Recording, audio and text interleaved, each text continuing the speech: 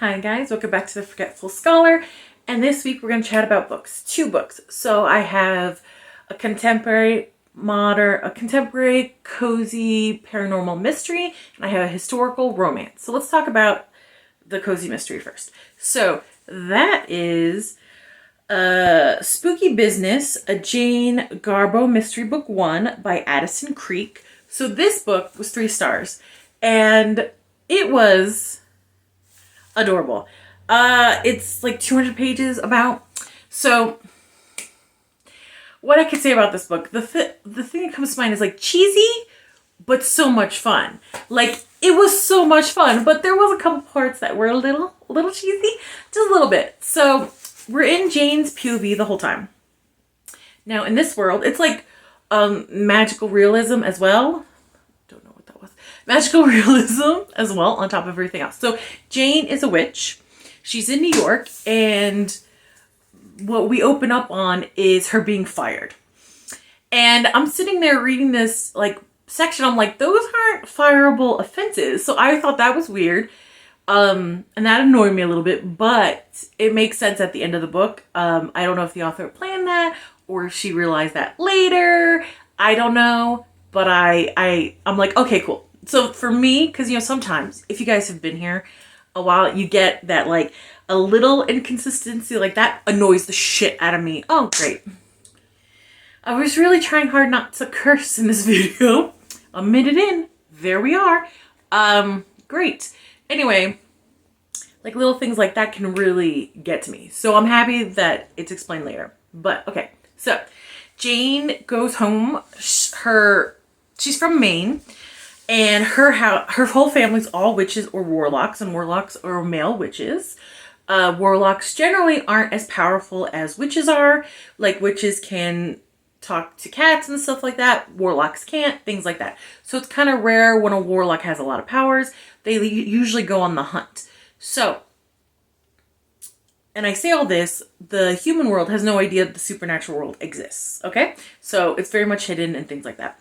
So her family runs a year-round haunted house. And the haunted house, though, is actually haunted. Like, her great-grandfather and grandmother decided, you know, vampires, ghosts, skeletons, La Haunts, which is like carnival clowns, which I was like, ugh, hate those. To make sure they stop like causing trouble and bothering humans, they created a year-round haunted house and gave those beings a place to be where they get to scare humans year-round. And if they get tired of, and this is what I thought was really interesting, when they get tired of scaring humans, they could go to the basement, which is this interesting labyrinth-esque place where they have their own rules. It's sort of like an underground kind of thing. It's really interesting. When they get to that point in the book where the girls go down there, I was like, oh, this is fun, this is interesting. So, and the thing is, the warlocks generally go on the hunt and the witches don't. And Jane hates this because she always wanted to go on a hunt, right? She always wanted to go on a hunt. So she goes home to her very large, very fun family, and there's a murder. Now the thing about, this is why it's 3 stars. The thing about the murder, I didn't care, and I know that sounds horrible. It's just 3 skeletons are crushed. And I know I'm supposed to care, but we don't meet these skeletons, because there are a few skeletons we meet right away, a few ghosts that meet right away. I thought they were fun. And if one of those got crushed or disappeared, I would have been like, oh shit, he was so fun though, you know? So these are skeletons that aren't on the page. We don't really meet them. But they get crushed, and their version of it, like a magical FBI, like their version of FBI agent, but like magical, they come in to investigate, right? And of course, his name is Grant, and he's the love interest, because apparently he's so gorgeous. And I'm like, okay. He's so gorgeous, in fact, that the ghosts on the underground tried to lure him in because they want to look at him. So I liked how the author showed us how gorgeous Grant is without like a old-fashioned kind of description, just because that part made me laugh. Like, it made me laugh. Like, I had a great time reading this book. Like, don't get me wrong.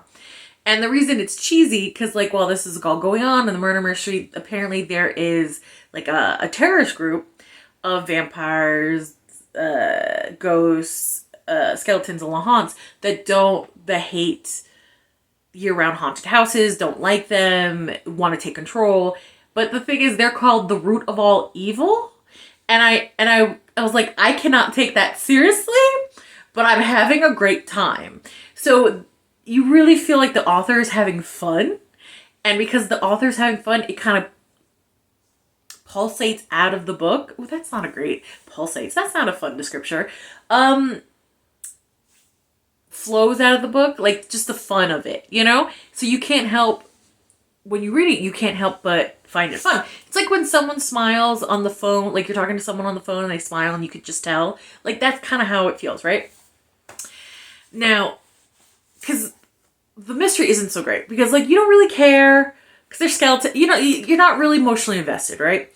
And later on when it's like a big reveal, and you guys know I don't, even if it's an old cozy mystery, I don't want to, you know, reveal the bad guy. So when it's all revealed, when I was like thinking back on the book, I'm like, there wasn't a lot of clues leading up to that, like at all. And it's almost like, well, of course it's that person, you know? I thought it would be more fun if it was a member of her, like, well, you know, I'm not going to say anything.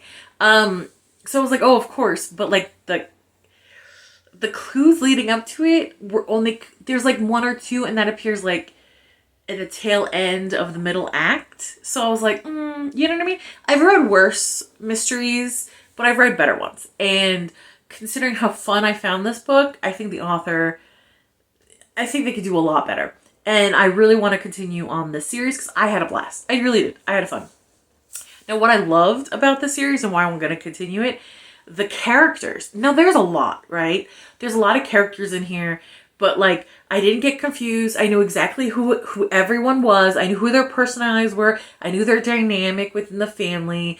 I knew like everything, and I had a blast reading about them, and I wanted to know more about them. I want to see like their story kind of evolve, you know what I mean? So that is a place in this book where the author like shined, you know what I mean? Because the characters were so great. And like I said, it's a lot of them, and we're in Jane's POV. So I'm going to go from like the older generation to the younger generation, right? So it is the grandmother, Jane's grandmother, Cookie, and her brother-in-law, I believe, Uncle Taft, who is very mad.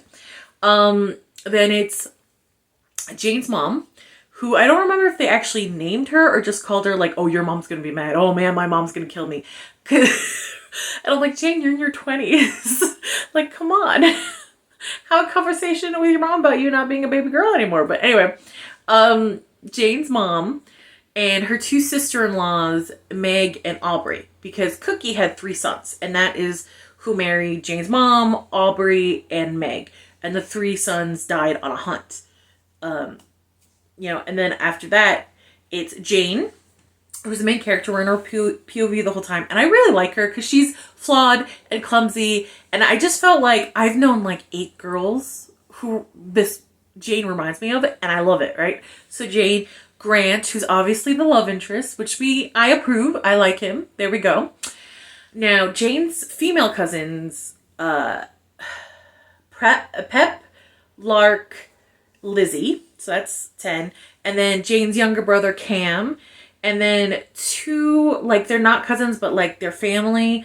Their parents were best friends with the girl's parents, and they died on a hunt. So, Jane's mom took them in. So, you know, they're like family, but not blood family. Kip and Corey, right? And then, if we're adding, Rose, who is the cat, who is exactly what a cat personality I think would be like, you know what I mean? And again, only witches can talk to her. If we add Rose in, that would be, let's see, I lost track. Oh, when I go math, that'd be 14 people. 14 people in this book. And that's not counting some of the skeletons that show up, which I enjoyed, some of the ghosts, which I thought was really cool, especially the underground, like, mobster head ghost was a lot of fun. Not counting those. So these are just, like, the family and extent, like, you know, people we're following. that's like 14 people, and I didn't get confused. I was like, oh, who's this again? Do I need to look back in the notes? None of that ever happened. I knew who their personalities were. I knew what their place in the family was, and I thought that was so well done, because that many characters, that many personalities in a book that's only 200 pages, it would be so easy to be like, wait, who the F is this again? Wait a minute. What's their connection again? So I was blown away how well that done. And that alone is why I want to keep reading this, because, and also the world's fun. Like, it doesn't take itself seriously, and it's fun. So I'm going to continue with this series. So that's awesome. I'm very happy that there's 3 new cozy mysteries I'm going to devour. Yay. Yay. Now, the second book, the historical romance, is a reread. It is Say You Love Me, a Malory Anderson family book 5 by Johanna Lindsey. It is 413 pages, and it was published in 1996. I know I'm revisiting the Malory Anderson books. I can't help it. It's so good. So this book, and I revisited this book at least 5 times. And every time I think of the Malory Anderson series as a whole, for some reason this book doesn't jump out at me. But every time I read it, I'm like, this is so freaking good. Like, why do I always kind of forget about this? And I don't know why, because it's so freaking good. 5 freaking stars. It is so good. So, okay, so a little explanation, because this book, and I just want to say this off the bat, it deals with forced SA work, themes of like desperation, and preventing starvation, a sexual sadist that is stalking, kidnapping, and like torture, and these themes. Now I will say, an SA, I will say the main character Kelsey never is SA'd. Okay. Just to put that out there, because I know old-fashioned romance books, especially like from the 80s, 70s, 80s, 90s, you don't know what's gonna happen. No such thing as trigger warnings. Some of Johanna Lindsey books is filled with SA stuff. Did I say forced SA? No, I meant forced sex work. I guess I was like thinking like if I should warn you guys about that. So, and the SA happens to people off the page, and like no name characters. It's like understood that that's what happens to them, because the sexual sadist is a collector. Yeah. So meanwhile, all those heavy themes are happening in this book, yet there is like hysteric, like really cute misadventures between the 2 leads, miscommunication, adorable yearning, falling in love. You guys know I love that happening. So it's so strange that all these heavy themes are happening, but you're still in this like happy light, oh my god, this is so cute kind of a book. Because this book is like a masterclass on how to have those themes in a romance novel without like triggering your audience. You know what I mean? And this is the 5th book. So I will say there is like summaries of the other books through the main hero, Derek's musings to his friends, his internal thoughts, and Kelsey, who's the main female hero, she gets explained the weird family dynamic by other family members, and that kind of summarizes the earlier 4 books. So, do I think you need to read these books in order? No, you don't. I think the books do a good job of standing on their own. This book. So, the Malorys are 4 brothers. They had a younger sister who died. Her daughter is the heroine from the first book. She goes to live with the oldest of the brothers, who is the Marquis. He's Jason. His name is Jason. And Jason is the hero, Derek's father. Derek is his only and illegitimate son, even though Jason is married. So this is his story, right? So, before the book, and the book does a good job of like catching you up, but before, because basically, I'm trying to like figure out how to, okay, Derek, Jeremy, his cousin who we love, and their best friend, Percy, like a family friend, practically family, they're, before this book even starts, they're in this pub. They're just, having drinks, whatever. They hear this horrifying scream from upstairs. So all three of them run. And they found this man, Lord Ashworth, torturing a prostitute. Like cutting into her, mutilating her. So Derek beat this guy unconscious, right? And he tried to convince the prostitute to press charges, but she refused because, Ashworth is a lord and all that kind of stuff. And she admitted she agreed to it, but she didn't know how far he would take it, right? So the three of them hate this man, right? So they go to this brothel where Kelsey has been tricked by her uncle to sell herself. Now I'm going to pause there for a second and explain Kelsey's story. Kelsey's parents died just a year ago, and her and her little sister Jean went to live with their aunt, their mother's sister, who is wonderful. Like, she's wonderful. She has no idea what's going on. She comes in later like a dragon protecting her young. I adore the aunt. So her uncle is broke and in huge debt, and like she thinks it's her idea to sell herself as a mistress. No, it's pretty obvious reading this that the uncle completely manipulated her, and it's pretty easy on page to see. And even later on, the aunt says, "No, you were manipulated. That worthless husband of mine admitted it. I don't care. I kicked him out. Whatever." So she was manipulated into doing sex work. So she goes. So like someone he knows is able to auction her off in this brothel. So she's basically standing there completely humiliated being auctioned off because she's, innocent. She's like 19 in the 1800s in England, and she's like a daughter of like a lord and everything. So she's super innocent, and she's being auctioned off. Now Derek goes into the room, sees her, kind of blown away. So is Jeremy, like, because she's gorgeous, of course. And Derek wasn't planning on getting a mistress. He doesn't like mistresses. He doesn't like having them. But the three guys see Ashworth bidding on her. And Kenzie is terrified because she sees, like, she just knows Ashworth is evil. His eyes seem cruel. She's terrified, right?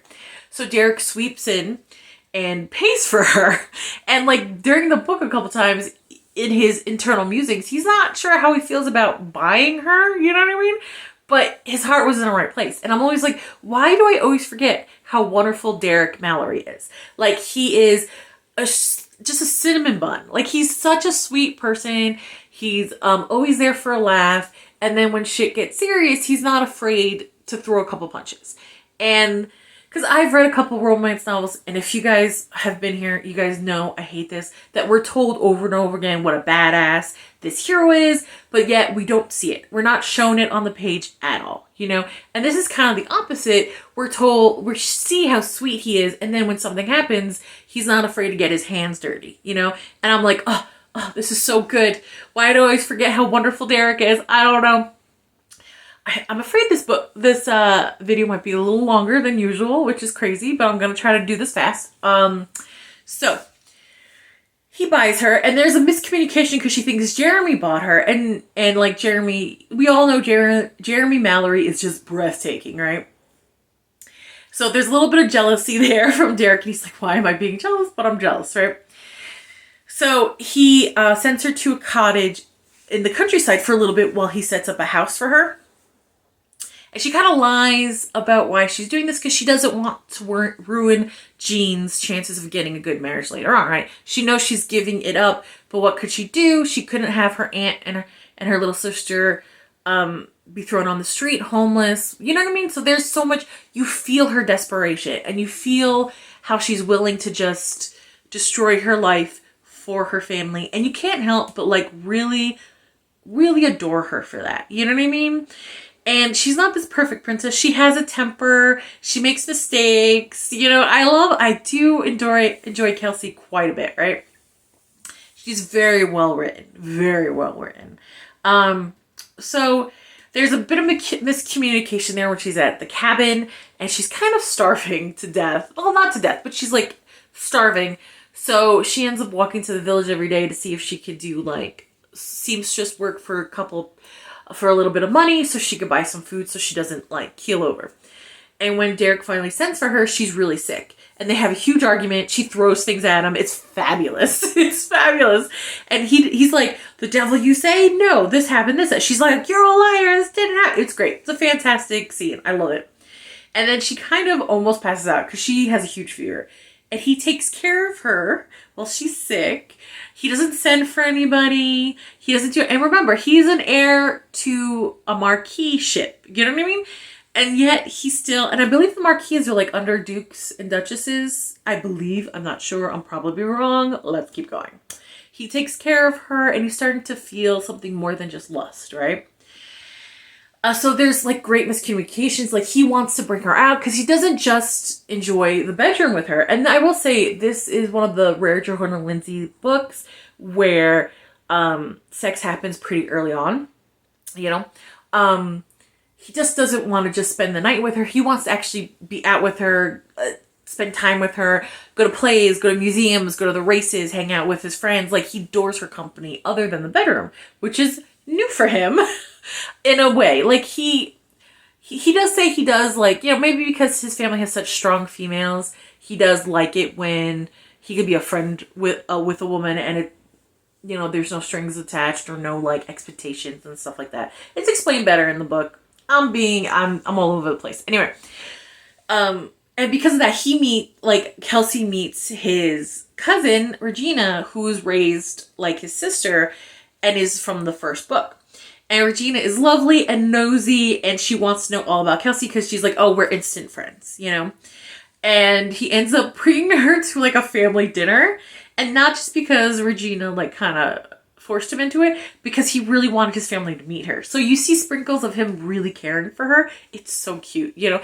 And you see her trying to keep her emotional distance, but like she can't, you know? So much cute yearning stuff happens. You do check in with the other couples from the first 4 books. Derek goes to Amy and Warren's wedding. You check in with James, Georgina, and Anthony and Rosalind. And James and Anthony are in this book a lot because of Ashworth. So it doesn't sit well with Derek that Ashworth is still out there, still hurting women the way he does. So he goes to James and his Uncle Tony to kind of figure out how to fix this. Because, like, legally he can't do anything. And he's wondering maybe they, especially James, who used to be a pirate, they could figure out something to do. You know, even he tells his father about it. Because his father found out he bought a mistress, blah, blah, blah. And even his father's like, yeah, we have to stop this guy. What the hell? You know?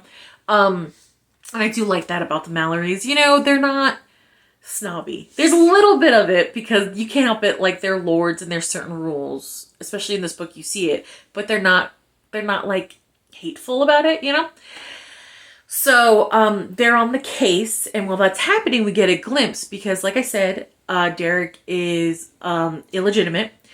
Turns out he thinks his mother's dead, but turns out his mother is not dead. And we know that right away because Jason's mistress that he had for like 30 on years is, you know, they talk about it right away how she's his mother, but she doesn't want him to know, things like that. So we get a little bit about their kind of tumultuous relationship and how hard it must have been for them and how Jason really tried his marriage at first because he married, I think her name is Phyllis. He married her to give a mother to Regina and Derek, but it didn't work out because she was sickly, so she was always in Bath, and she wants a divorce, you know? And she's blackmailing Jason, like, I'll tell Derek who his mother is if you don't give me a divorce, you know? So stuff like that. So that is interesting. And I do know their romance kind of comes to a head in the holiday book, which is book 5. I don't really like Christmas books, but I am going to read that. I wonder, should I wait a little bit more till it's like winter season? Because right now we're in holiday season. I think I might. What do you guys think?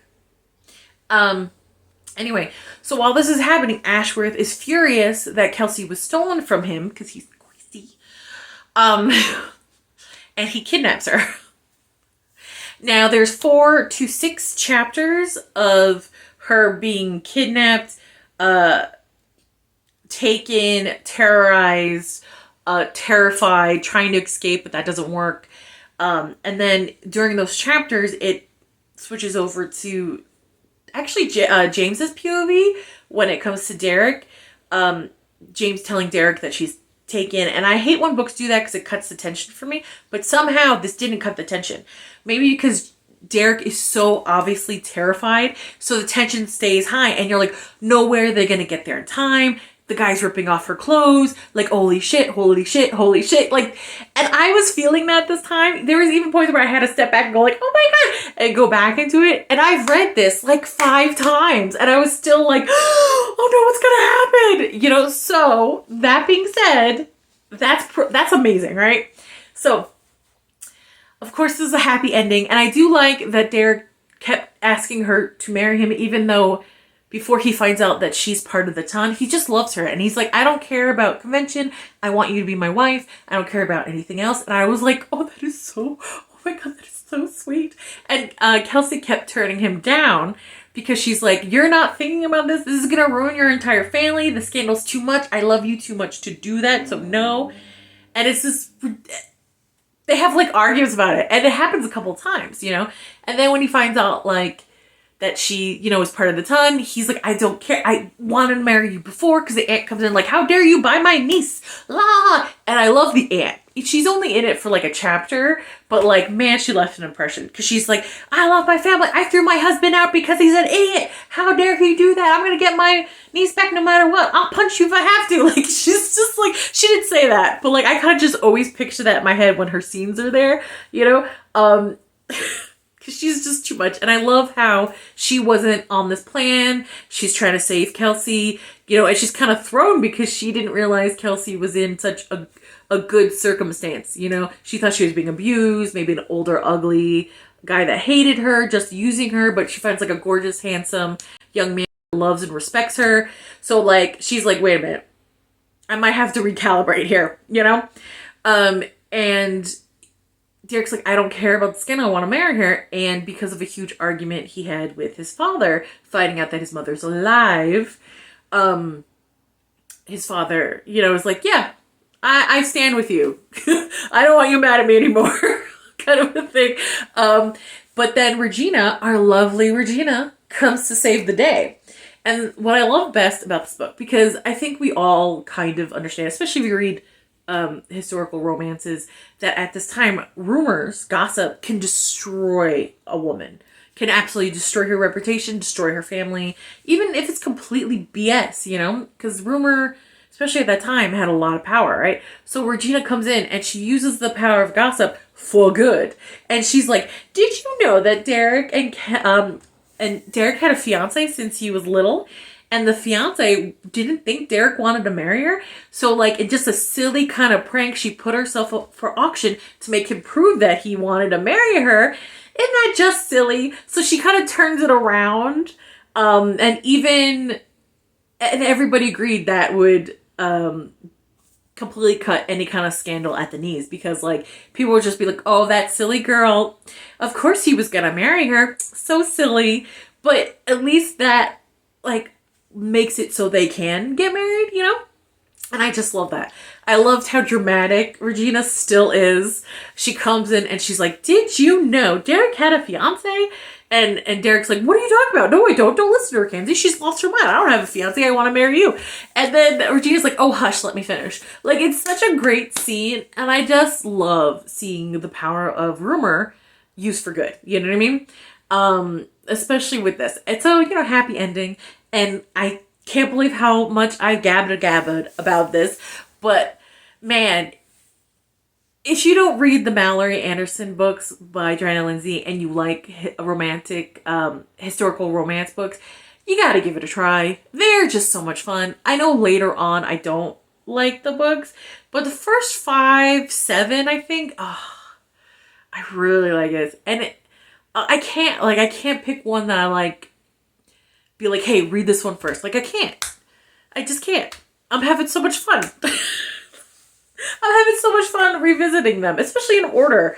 Who thought to read these in order might enhance the joy of reading the series? Who thought? Anyway, I don't want too much time for me to get back to the real world. Like, comment, and subscribe, and I'll see you later. Bye.